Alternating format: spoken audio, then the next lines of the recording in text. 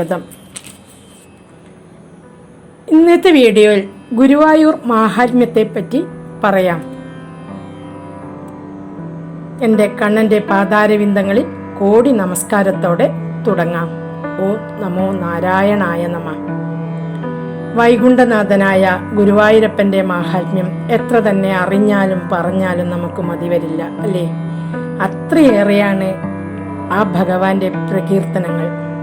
വർഷങ്ങൾക്ക് മുമ്പ് ശ്രീകൃഷ്ണൻ സ്വന്തം വ്യക്തിഭാവത്തിൽ ദ്വാരകയിൽ സന്നിഹിതനായിരുന്ന കാലത്ത് ജനങ്ങൾക്ക് കാണിച്ചു കൊടുക്കാൻ വേണ്ടി എന്നും രാവിലെ 3 മണിക്ക് എഴുന്നേറ്റ് ഒരു ഗൃഹസ്ഥനെ പോലെ പൂജയും ആരാധനയുമൊക്കെ ചെയ്യുമായിരുന്നു.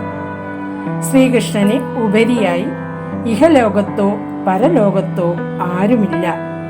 എന്നിട്ടും ശ്രീകൃഷ്ണൻ സ്വന്തം വിഗ്രഹം വെച്ച് പൂജിക്കുന്നതിന് പകരം ശംഖ്, ചക്ര, ഗദ, പത്മധാരിയായ നാരായണ രൂപത്തിലുള്ള ഒരു വിഗ്രഹമായിരുന്നു ആരാധനയ്ക്ക് വേണ്ടി ഉപയോഗിച്ചിരുന്നത്.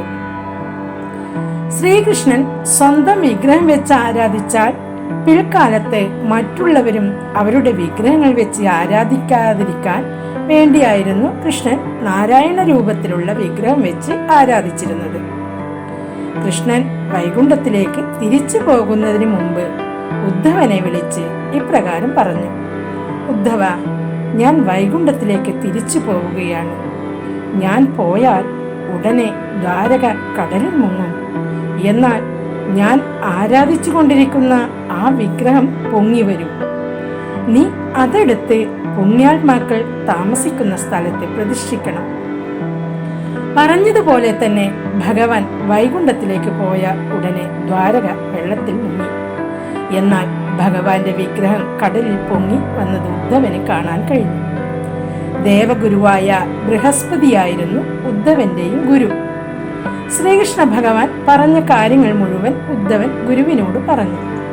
നടുക്കടലിൽ കിടക്കുന്ന വിഗ്രഹത്തെ കരയിലെത്തിക്കുവാൻ ബൃഹസ്പതി വായുദേവന്റെ സഹായം തേടി. വായുദേവൻ കാറ്റടിപ്പിച്ച് വിഗ്രഹം കരയ്ക്കിലെത്തിച്ചു.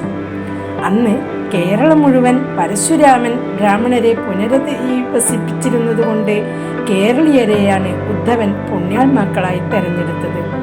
അതനുസരിച്ച് വിഗ്രഹം കേരളത്തിന്റെ മധ്യഭാഗമായ തൃശൂർ ജില്ലയിലെ ചാവക്കാട് വായുദേവൻ എത്തിച്ചു കൊടുത്തു. ഉടനെ ദേവഗുരുവും വായുദേവനും ചേർന്ന് വിഗ്രഹം കയ്യിലെടുത്ത് പ്രതിഷ്ഠിക്കാനുള്ള സ്ഥലം നോക്കി കിഴക്കോട്ട് നടന്നു. ഇപ്പോഴുള്ള ഗുരുവായൂർ ശ്രീകൃഷ്ണ ക്ഷേത്രം അന്ന് ശിവന്റെ ക്ഷേത്രമായിരുന്നു. ദേവന്മാരെ കണ്ടപ്പോൾ ദേവൻ മമ്മിയൂരിലേക്ക് പോകുകയും ചെയ്തു.